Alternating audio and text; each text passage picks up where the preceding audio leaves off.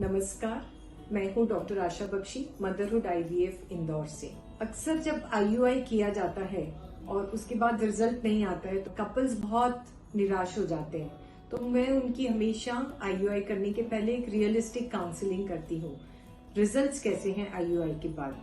तो on an average जो results होते हैं वो 20% से 30% के आसपास होते हैं। हमने हमारे डेटा भी एनालाइज किए हैं, तो कभी 20% तक भी आते हैं, कभी 35% तक भी आते हैं। और यह सब कुछ डिपेंड करता है कि आपकी एज क्या है, younger you are better are the results, आपको किस कारण से आईयूआई किया है, जैसे कि पॉलिसिस्टिक ओवरीज है या अंडाणु बनने की प्रॉब्लम है, इसमें भी रिजल्ट्स अच्छे आते हैं।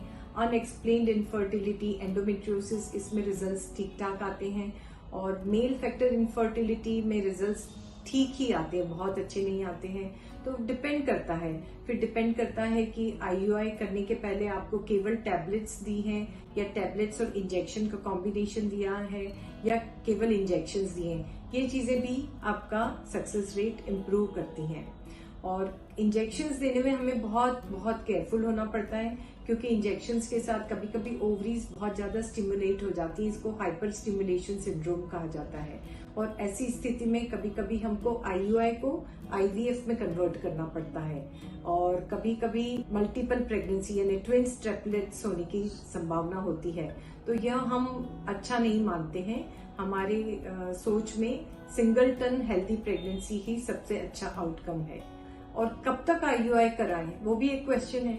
कितनी बार, 2 बार, 3 बार?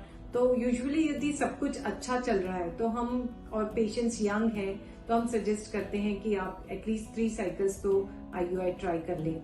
मगर यदि कोई और प्रॉब्लम है, जैसे कि एज ज्यादा है, आजकल ओवेरियन रिजर्व बहुत कम होता जा रहा है, या और भी कई फैक्टर्स होते हैं, तो कहीं कोई ट्यूब में, एक ट्यूब में थोड़ी सी प्रॉब्लम है, तो इन सब सिचुएशंस में मैं कहती हूँ कि आप टेस्ट ट्यूब बेबी आईवीएफ कराएं rather than wasting time with IUI.